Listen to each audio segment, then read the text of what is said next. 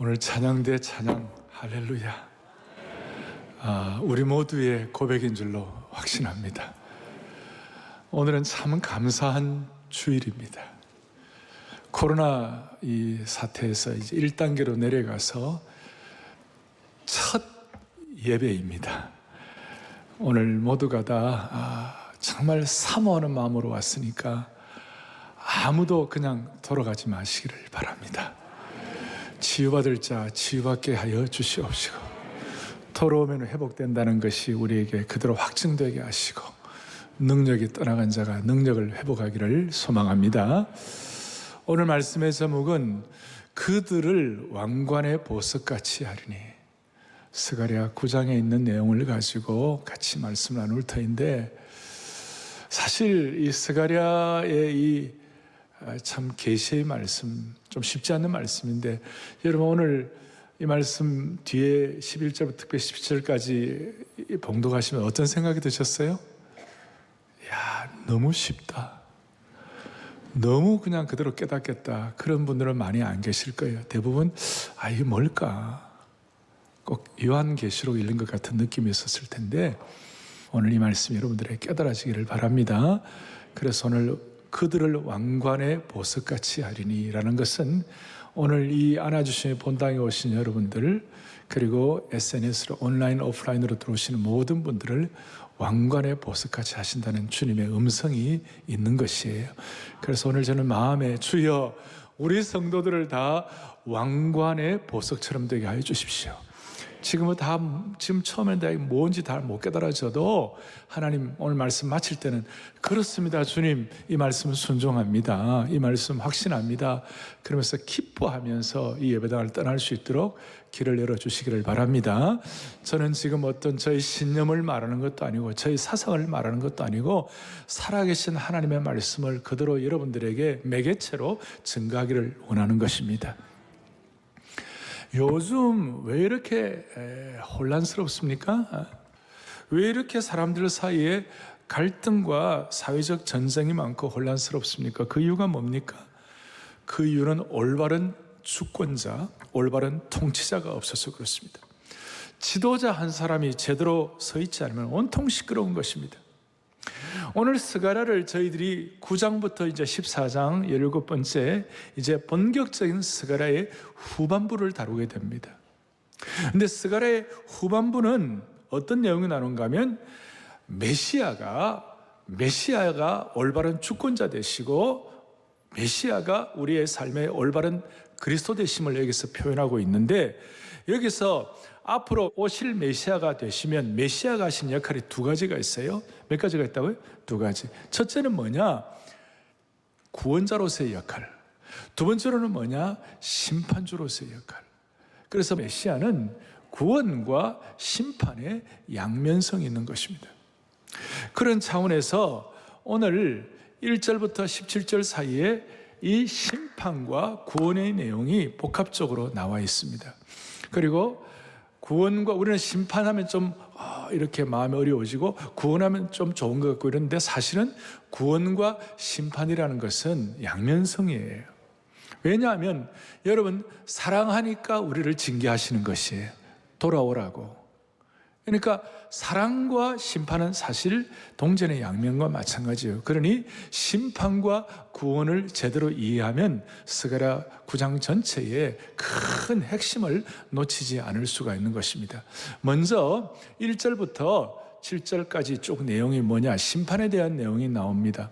1절에 이렇게 나옵니다. 1절 보니까 여호와의 말씀이 하드락 땅에 내리며 다메섹에 머물리니 사람들과 이스라엘 모든 지파의 눈이 여호와를 우러러 봄이라. 사람들의 눈이 여호와를, 주권자를 향하여 눈을 향하여 든다, 이런 뜻이 포함되어 있는데, 사실은 이 내용은 어떤 뜻인가 하면, 하나님께서 우리를 어떻게 심판하시고 어떻게 구원하실지 사람들이 기다리는 것 같은데, 사실은 하나님이 구원주와 심판주로서 우리를 내려다보신다, 이런 뜻이 되어 있는 내용이에요. 그리고 1절부터 7절까지 이방 지역에 대한 하나님의 심판을 보여주고 있습니다. 하드락, 다메섹, 하맛, 두로, 시돈을 향한 심판의 말씀이 나옵니다. 그리고 이 지역은 아주 번성한 지역이었어요. 얼마나 부유한지 3절에 보니까 이렇게 나와 있습니다. 두로는 자기를 위하여 요새를 건축하며 은을 티끌같이 금을 거리에 진흙같이 쌓여있도다. 이야, 금이 거리에 진흙같이 쌓여있다. 물론 좀 이렇게 상징적 표현도 있긴 합니다만은 그만큼 풍성하고 부유했다 그 뜻이에요. 그런 도시가 심판을 받는 것이. 그리고 똑똑하긴 얼마나 똑똑한가? 2절 뒤에 보니까 그들이 매우 지혜롭다. 풍요하고 똑똑함이 있었다. 그리고 5절부터 7절까지 계속 이어보면 블레셋 지역을 이제 심판하는 내용이 나옵니다. 하드락, 다메셋, 하마, 두로, 시돈뿐만 아니라 블레셋 지역인데 대표적으로 아스글론이라는 지역이 나옵니다. 제가 재작년에 아스글론에 가봤어요. 아주 풍요로운 지역이었어요. 해변가에 있는 큰 성으로 위용이 대단했습니다. 그런데 이런 데가 다 심판을 받아가지고 하루아침에 황폐하게 된다고 했습니다. 그 이유가 뭐냐? 딱 두 가지예요. 6절과 7절에 보니까 내가 블레셋 사람의 교만을 끊고, 교만 때문에. 두 번째 7절에는 보니까 뭐가 나오느냐 하면 가증한 것을 우상에게 바치는 거예요. 그러니까 교만과 우상숭배 이 두 가지 때문에 심판이 일어나는 것입니다. 제가 지금 이 하드락, 다메섹, 하마, 두로, 시돈, 아스글론 이런 여러 도시들을 말씀을 드리면 여러분들이 생소하니까 이건 아주 먼 옛날 얘기이고 나하고는 아무런 상관이 없다 이렇게 생각하시면 안 돼요. 동경이나 베이징이나 뉴욕이나 서울이나 광주나 부산이나 이렇게 주님이 지금 오신다고 생각해 보시자고요.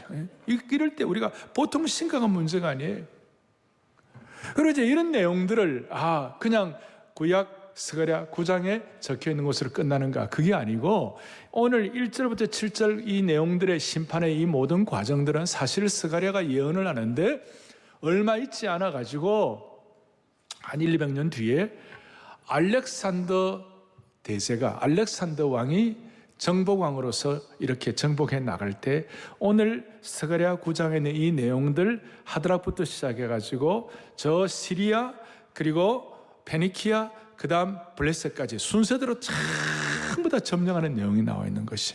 그러니까 알렉산더를 통하여 그 일이 그대로 이루어진다. 대부분의 신학자들이 그렇게 확인을 하고 있어요. 저도 거기에 대해서 동의를 하고 있습니다. 알렉산더를 통하여 쭉 가는데 8절에 보면 좀 특별한 게 있는데 그것이 뭐냐? 내가 내 집을 둘러 진을 쳐서 적군을 막아. 거기 나와요. 내 집이란 것은 하나님의 집 여호와의 성전을 말하고 스룹바벨의 성전을 말하는데 희한하게도 알렉산더가 쭉 시리아와 팔레스타인 이런 모든 것들을 다 점령을 하는데 예루살렘 성전은 그냥 스쳐 지나갔어요. 그것이 지켜졌어요. 이제 이런 내용들을 우리가 쭉 살펴보면서 첫 번째 우리가 생각할 것은 뭐냐면 진짜 정복자는 누구냐? 참 정복자, 참 심판자가 누구시냐? 참 심판자와 정복자이신 메시아 되시는 예수 그리스도에 대해서 생각을 하겠습니다. 예를 들어서 오늘 제가 알렉산더 대왕의 정복 전쟁은 하나님의 심판의 도구로 하나님이 사용하셨다고 그랬어요. 하나님의 심판의 도구로. 그래서 우리가 겉으로는 알렉산더를 통하여 심판하시고 이렇게 한 것 같지만 사실은 또 거기에는 또 하나의 구원이 양면적으로 담겨 있는 것이에요. 알렉산더가 이 모든 정복 전쟁을 함으로 말미암아 헬라 문화, 헬라 언어를 통하여 예수 그리스도의 오심을 준비하고 그런 내용들 여러분들 다 아실 거예요. 그리고 또 하나 특별한 것은 세상의 정복자 알렉산더 대왕과 참 정복자 되시는 메시아와의 아주 극명한 차이를 보여주는 것이 그것이 뭐냐면 9절이에요. 9절에 이렇게 나와 있어요. 같이 보겠습니다. 9절 뒷부분에 시작. 내 왕이 너에게 임하시리니 그는 공의로우시며 구원을 베푸시며 겸손하여서 나귀를 타시나니 나귀의 작은 것 곧 나귀 새끼니라. 아멘. 여러분 조금 성경적 지식이 어느 정도 있는 분들은 예수님이 예루살렘에 입성하실 때 뭘 타고 오신 거예요? 그것도 낙이 뭐예요? 새끼 나귀를 타고 오신 것이에요.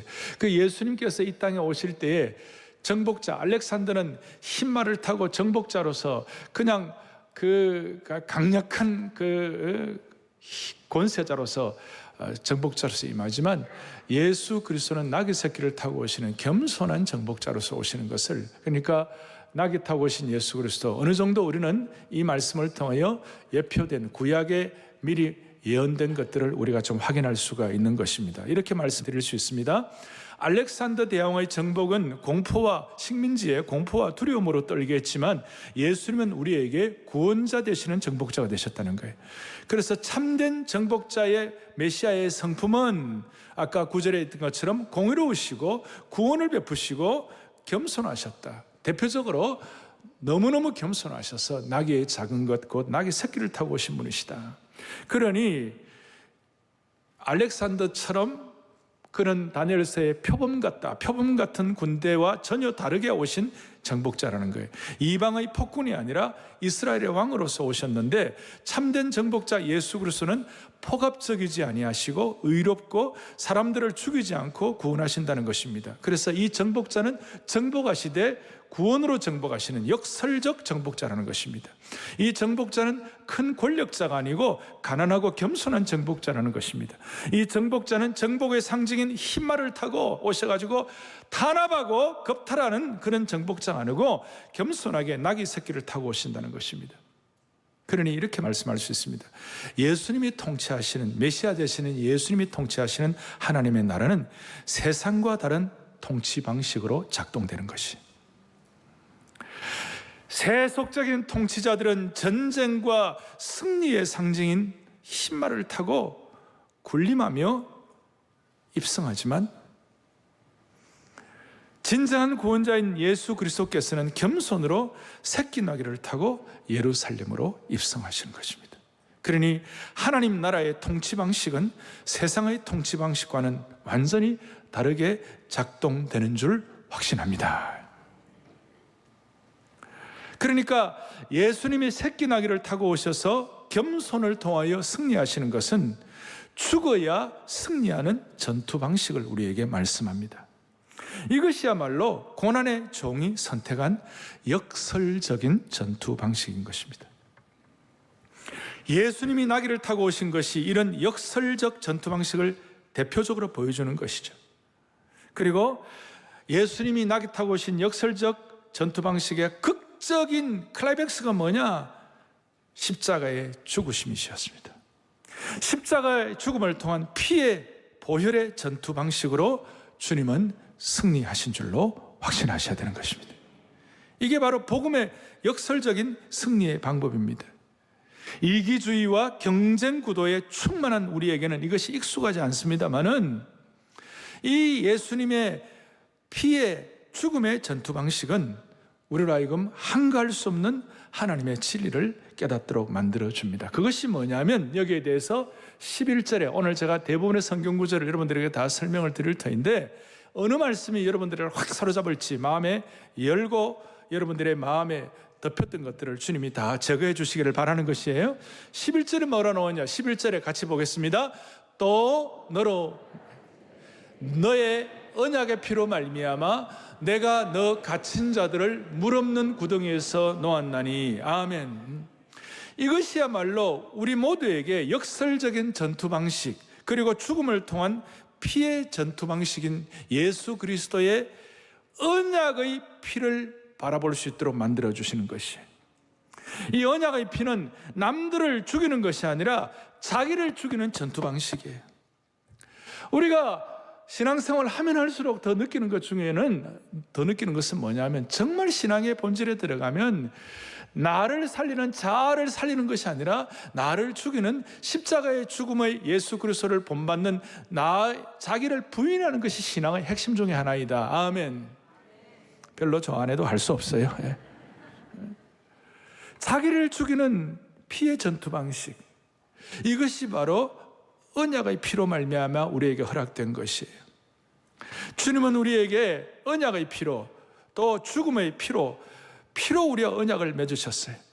그리고 이 언약의 피에 대해서는, 피의 전투 방식에 대해서는 구약의 어린 양의 피, 동물의 피를 가지고 우리를 구원하신 예수 그리스도의 대속의 피, 새 언약의 피를 예표를 미리 하셨어요. 그래서 오죽하면 구약을 제대로 해석한 히브리서 기자가 히브리서 9장 14절에 뭐라고 설명하고 있는가 읽어보겠습니다. 하물며 영원하신 성령으로 말미암아 흠없는 자기를 하나님께 드린 그리스도의 피가 어찌 너희 양심을 죽은 행실에서 깨끗하게 하고 살아계신 하나님을 섬기게 하지 못하겠느냐. 아멘. 그리스도의 언약의 피가 세상의 전투 방식이 아니라 보혈의 피, 죽음의 피, 죽음을 통한 피의 이 방식이 우리로 하여금 세상 사람들의 사고방식과 완전히 다르게 신앙생활을 할 수 있도록 만들어주시는 것이. 그러니 이 언약의 피로 말미암아, 그 다음에 이제 중요한 것이에요. 이 언약의 피로 말미암아, 보혈의 피로 말미암아 세상과는 다른 이 전투 방식으로 말미암아 11절 뒤에 내가 너 갇힌 자들을 물 없는 구덩이에서 놓아준다 그랬어요. 그러니 언약의 피로 말미암아 우리에게는 진정한 자유를 허락받는다는 것이에요. 사랑하는 교우들이여, 오늘 이 시간 마음을 점점 집중하겠습니다. 다른 거 없습니다. 하나님의 말씀이 우리를 살리는 것입니다. 언약의 피가 우리를 새롭게 하는 것입니다. 주님의 영적인 전투 방식은 역설적인 것입니다. 언약의 피가 우리를 갇힌 곳으로부터 자유하게 한다. 다시 한번 11절 뒤에 물 없는 구덩이에서 놓아준다 그랬어요. 물 없는 구덩이를 얘기하면 우리는 요셉을 어느 정도 생각할 것입니다. 요셉을 물 없는 구덩이에서 구원하신 하나님을 찬양합니다. 그런데 조금 더 깊이 들어가면 예레미야가 경험한 물 없는 구덩이가 있습니다. 그것이 뭐냐면 예레미야 38장 6절에 보면 다 같이 우리 또박또박 봅니다.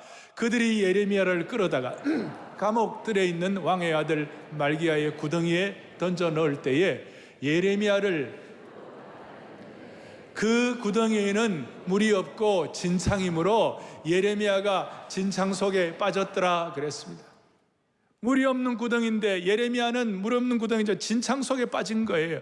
그리고 진창 속에 빠진 것으로 끝난 것이 아니라 38장 9절에 보면 뭐라고 나와 있냐면 그들이 그를 구덩이에 던져 넣었으니 그가 거기에서 굶어 죽으리이다. 굶어 죽는 곳이에요.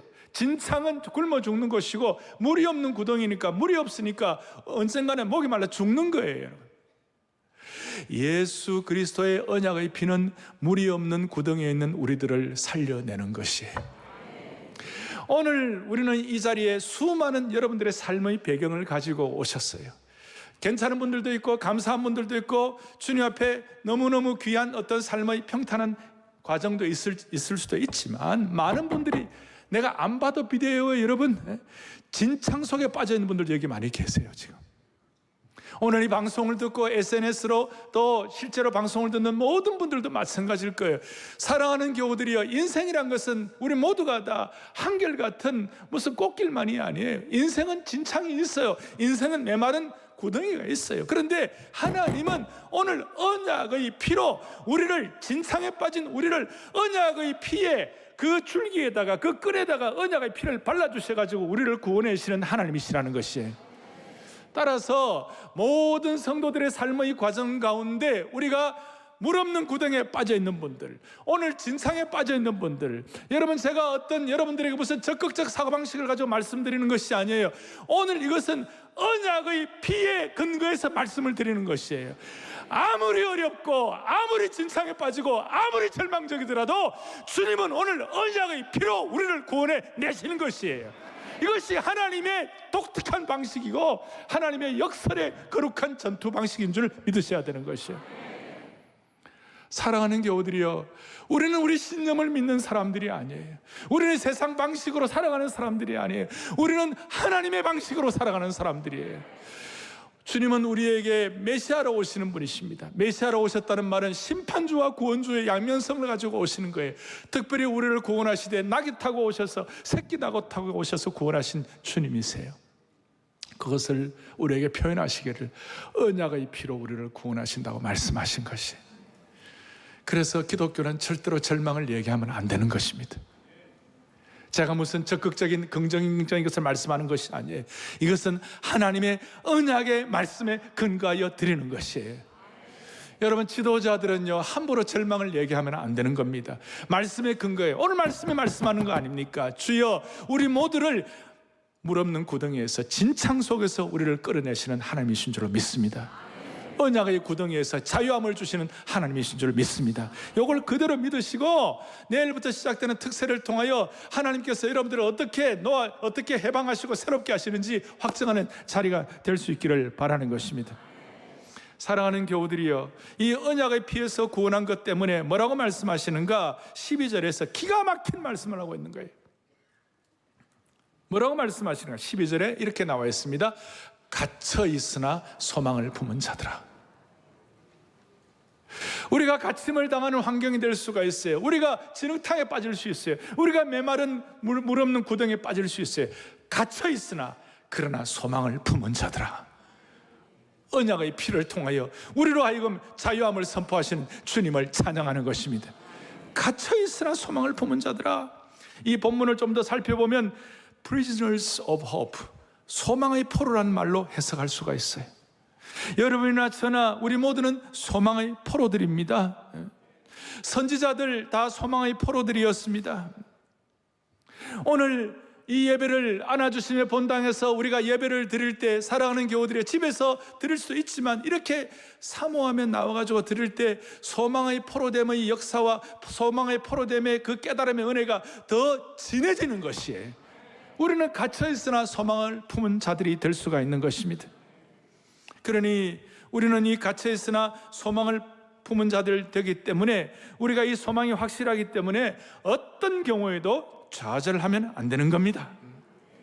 다시요, 제가 이것을 세상의 어떤 긍정적인 사고방식이나 적극적인 생각을 가지고 여러분들에게 말씀을 드리는 것이 아니에요. 세상의 긍정적이고 적극적인 사고방식은 자기 신념, 어떤 경우는 자기 최면, 어떤 경우는 자기 사상이지만 소망의 포로, 하나님의 성품을 아는 사람들은 이 소망에 갇혀있으나 소망에 포로된 자들에 대해서는 이것은 하나님의 성품을 신뢰하고 하나님의 말씀을 믿고 하나님의 인격을 알기 때문에 피의 복음을 의지하기 때문에 이 말씀을 확신하는 것입니다. 이것 때문에 우리는 세상 사람들과는 다르게 초월적 감사를 드릴 수가 있고 절대 감사를 드릴 수 있고 범사에 감사할 수 있고 만사에 감사할 수 있고 역설적인 감사를 주님 앞에 올려드릴 수가 있는 겁니다.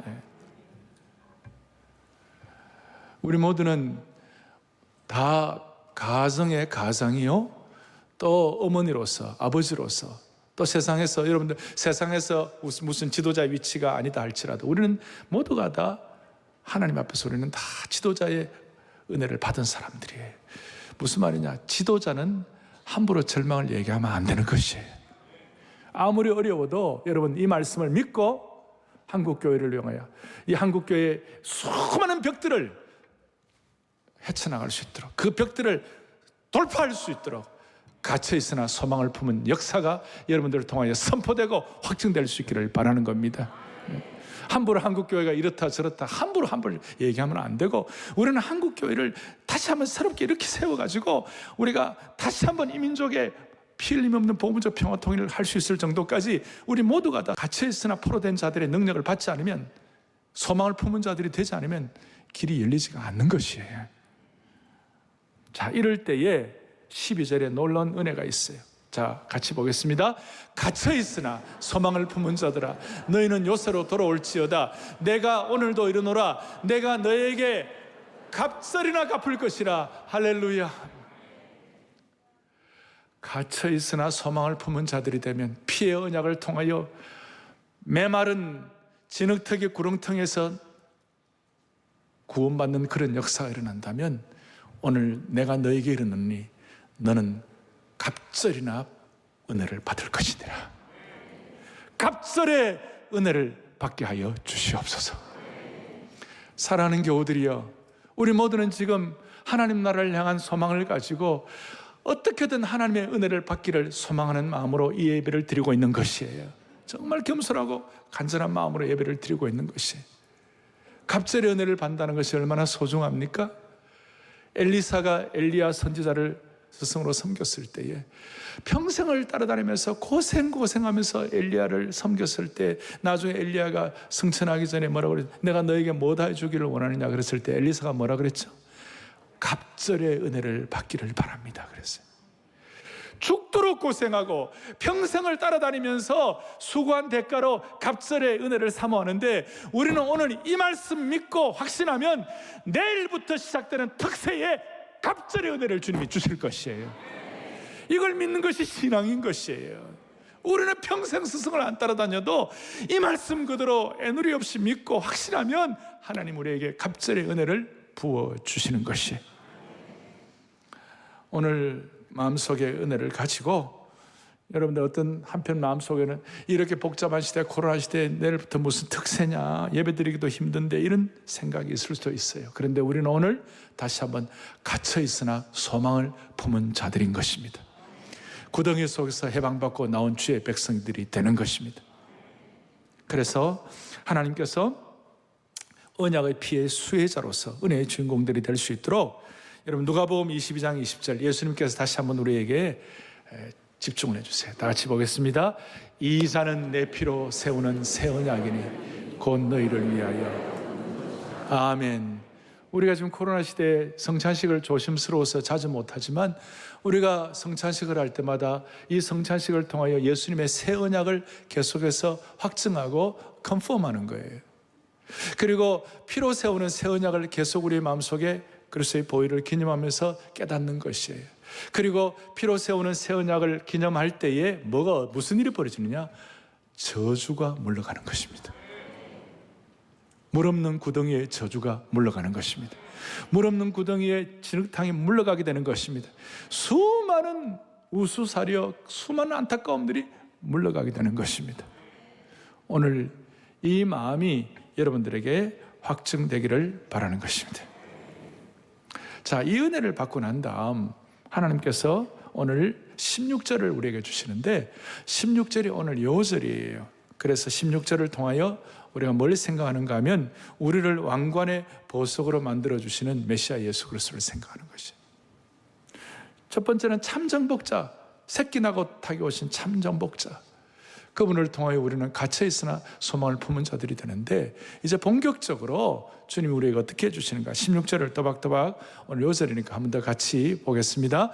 이날에 그들이 하나님 여호와께서 그들을 자기 백성의 양떼같이 구원하시리니 그들이 왕관의 보석같이 여호와의 땅에 빛나리로다. 아멘, 아멘. 너무나 왕관의 보석같이, 왕관의 보석, 자기의 양떼를 구원하시리니 왕관의 보석같이 이 땅에 빛나리로다. 저는 2400~500년 전에 어떻게 저렇게 아름다운, 참 어떤 철학이, 어떤 잘 글 쓰는 사람이 저렇게 표현할 수가 있겠어요? 이거는 성령의 계시와 감동으로 쓰여진 것이에요. 오늘 이 말씀, 우리가 성령의 은혜로 예수 그리스도를 구세주와 주님으로 고백한 우리들이 동일하게 고백할 수 있어요. 주여 우리들을 왕관의 보석같이 하여 주십시오. 왕관의 보석같이, 왕관의 보석같이. 왕관의 보석같이 한다는 것은 1차적으로 어떤 뜻인가? 주님이 우리를 자랑스러워 하시는 거예요. 마치 우승 트로피를 들고 참 할렐루야 하듯이, 여러분들과 제가 주님의 왕관의 보석같이 자랑스러운 그런 은혜를 받기를 원하는 것이에요. 그런데 오늘 정말 중요한 걸 말씀을 드릴 거예요. 왕관의 보석 같다는 말이 오늘 제일 중요한 것인데, 어떤 뜻인가? 왕관의 보석의 이 시대에 참된 의미가 무엇일까? 이걸 오늘 여러분들이 생각하고 기도의 제목을 삼을 때, 오늘 스가랴 9장의 이 내용들이 제대로 깨달아졌다, 이렇게 말할 수가 있어요. 저는 지금 스가랴를 강의하면서 참 제가 고맙게 생각하는 것은, 이 내용이 쉬운 것은 아닙니다. 그런데 주일날 강단에서 이 말씀을 드린다는 것이 저로서도 굉장히 모험이에요. 그런데 모험이 돼. 감사한 모험이 뭐냐면, 여러분들이 다 따라와 주시는 것이, 물론 제 생각인지 모르지만 다 따라와 줘요. 다 따라와 줘요. 그러면 지금 제가 왕관의 보석의 1차적인 의미는 우리를 정말 빛나게 하시고 영광스럽게 하시고 그 다음에 우승 트로피처럼 생각하시고 자랑스러워 하신다, 그런 뜻도 있지만, 오늘 중요한 더 깊은 의미가 포함되어 있다는 걸 기억하셔야 되는데, 16절, 여러분들이 오늘 요절처럼 했는데, 하나님께서 자기 백성 양떼같이 구원하시니 그들을 다시 한번 뭐로 만들어준다고요? 왕관의 보석. 그 왕관의 보석이란 말이 이 왕관이란 말이 네제르라는 히브리어예요. 둘 다 모음인데 네제르인데 하나는 장모음이 하나는 단모음이 돼가지고 네제르 이렇게 하는데 뭐라고요? 왕관이라고요. 그래서 보석이랑 해가지고 왕관의 보석은 아브네 네제르 이렇게 하고 있어요. 그러니까 다른 건 기억 못해도 왕관이 네제르다. 그럼 이 네제르라는 말은 이 왕관이라는 것은 어떤 왕관인가? 그냥 빛나는 왕관인가? 그 정도가 아니고요. 이 왕관은 어떤 건가 하면 여러분 혹시 나시린 들어봤어요? 나시린이란 말이 본래 이 네제르와 나시린 이것이 본래 어근이 다 똑같아요. 나시린이 뭐예요? 거룩하게 구별되었다 이런 뜻이죠. 그러니까 이 왕관은 어떤 왕관인가 하면 구별된 왕관, 거룩한 왕관, 거룩한 관 그런 뜻이에요. 레위기 8장 9절을 다 같이 보겠습니다. 레위기 8장 9절 또박또박 보겠습니다. 그의 머리에 관을 씌우고 그 관 위 전면에 금패를 붙이니 곧 거룩한 관이라 여호와께서 모세에게 명령하신 것 같았더라. 할렐루야. 뭐냐고 할 때에 레위기 8장은 제사장 위임식에 대한 내용이에요. 제사장을 위임할 때에 마지막에 보면 거기에 거룩한 관을 씌워주는 거예요. 그리고 그 관을 씌우는데 왕관의 보석과 같은 금패를 앞에 붙이고 그 관 이름을 뭐라 하냐면 거룩한 관이다. 이게 네제르예요. 오늘 여기에 사용된 왕관과 거룩한 관 네제르가 똑같아요. 그러니 오늘 저와 여러분들을 하나님께서 왕관의 보석과 같이 하셨다. 여기에 네제르로 하셨다는 것은 여러분과 저희들을 다 구별해 가지고 하나님의 거룩한 관으로 만들어 주셨다. 그 뜻이에요. 레위기 8장에도 그런 거 있지만 거기에 레위 족속들 그 다음에 아론의 지파들은요 무슨 다른 유다 지파나 다른 데에 비해서 무슨 중불나게 대단하고 뭐 실력이 있고 인격이 더 낮고 막 대단한 이런 사람이야. 하나님이 그냥 알아서 구별하신 것이에요. 그러니까 제사장 자격이 있어서 제사장관을 씌운 것이 아니라 하나님이 구별하셨기 때문에 제사장관을 씌우게 된 것이에요. 우리는 오늘 다 이유를 몰라요. 우리가 이 자리에 와서 앉아서 오늘 우리 찬양대 정말 귀한 찬송 아닙니까? 이런 찬송과 함께 예배를 드리면서 면류관 가지고 주 앞에 드리세 오늘 그 찬송을 하는데 암예배 때는 눈물이 막 나는 거예요. 우리는 이유를 다 모르지만 하나님이 우리를 네제르로 삼아주신 것이에요. 거룩한 관으로 삼아주신 것이에요. 그리고 이 거룩한 관으로 삼아주셨다는 걸 왕관의 보석이라고 그러는데 이 거룩한 관을 삼아주신 이유가 있는 것이에요. 너희는 거룩하다, 거룩하게 구별되었다, 거룩한 관을 쓰고 살아라 그 정도로만 끝나는 것이 아니고 거룩한 관을 삼아주신 이유는 뭐냐? 우리 앞에 있는 수많은 영적 전쟁에서 승리할 수 있도록 거룩한 비밀 병기가 되라 그런 뜻이에요. 하나님 우리를 왕관의 보석으로 삼아주신 이유는 그 자체도 영광이고 빛남이 있지만 수많은 삶의 수많은 질곡과 영적 전투에서 승리할 수 있는 하나님 나라의 거룩한 비밀 병기가 되라 그 뜻이에요. 그 얘기는 제 얘기가 오늘 13절과 14절을 쭉 보면 하나님 나라의 거룩한 비밀 병기가 어떤 것인지에 대해서 이렇게 나와요. 13절을 보겠습니다. 함께 보죠. 내가 유다를 당긴 활로 삼고 에브라임을 끼운 화살로 삼았으니 시온아 내가 내 자식들을 일으켜 헬라 자식들을 치게 하며 너를 용사의 칼과 같게 하리라. 아멘. 왕관의 보석이라는 말은 거룩하게 구별된 거룩한 관이라는 깊은 뜻이 포함되어 있는데 이 관이 됨으로 말미암아 하나님 나라를 위하여 당긴 활로 그 다음에 끼운 화살로 그 다음에 용사의 칼과 같이 우리가 하나님 나라의 비밀 병기가 되라는 것이에요. 그리고 더 나아가 14절에 보니까 이 병기가 되어가지고 여호와께서 그들 위에 나타나셔서 그들의 화살을 번개같이 쏘아대실 것이요 놀라운 하나님 나라의 비밀 병기의 역할을 하는 것입니다. 주여 우리 사랑하는 교우들 한 분 한 분 우리 자녀 손손 하나님 나라의 놀라운 비밀 병기가 되게 하여 주십시오. 날카로운 하나님 나라의 칼이 되게 하시고 성령의 강력한 말씀의 도구와 칼이 되게 하여 주시옵시고 그리고 활은 활이 돼 그야말로 적중할 수 있는 마광환 쓸고 닦은 활이 되게 하여 주셔서 회오리 바람처럼 폭풍처럼 역사할 수 있는 하나님 나라의 비밀 병기가 되게 하여 주십시오. 이것이 거룩한 왕관의 뜻인 것입니다. 우리가 왕관되어서 내 배나 두드리는 왕관이 아니에요. 하나님 나라의 거룩한 왕관이 되도록 만들어 주신 것입니다. 오늘 이렇게 될 때에 15절 말씀 또박또박 같이 보겠습니다. 15절을 보겠습니다. 만군의 여호와께서 그들을 호위하시리니 그들이 원수를 물맷돌을 밟을 것이면 됐습니다. 하여튼 하나님께서 이제 이런 역할을 나가실 때 물맷돌을 뭐예요? 밟아버리시는 것이죠. 전쟁에서 승리할 수 있도록 만들어주시는 주님을 찬양하는 것입니다. 그 결과 우리 모두가 왕관의 보석이 되게 하시고, 그 다음 17절에 뭐라고 나와 있는가? 그의 형통함과 그의 아름다움이 어찌 그리 큰지 곡식은 청년을, 새 포도주는 처녀를 강건하게 하리라. 할렐루야. 왕관의 보석처럼 쓸 때에 젊은이들이 소망이 있는 그런 역사가 일어나게 된다는 것입니다. 시편 이사야 61장 10절에 이 내용을 조금 더 설명하고 있습니다. 다 같이 또박또박 보겠습니다.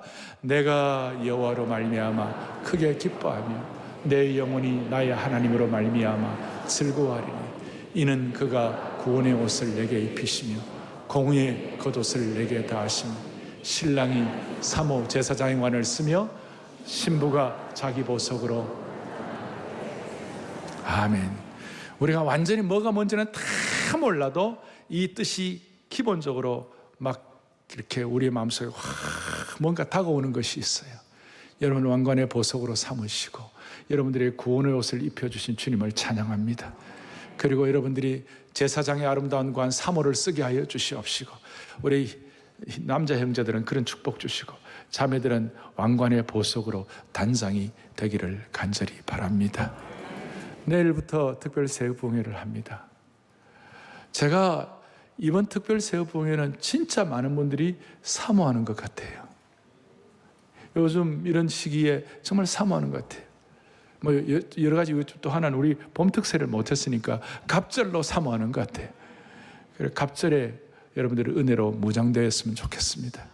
내일부터 시작되는 특세를 통하여 왕관의 보석같이 하나님 나라 영적 전투를 위한 영적 비밀 병기가 되게 하여 주셔서 거룩한 관으로 무장되게 하여 주셔서 이 땅에 있는 어떤 물 없는 구덩이, 진흙탕 같은 구덩이도 돌파할 수 있도록 갇혔으나 소망이 되는 그런 축복을 받아 누리기를 바랍니다.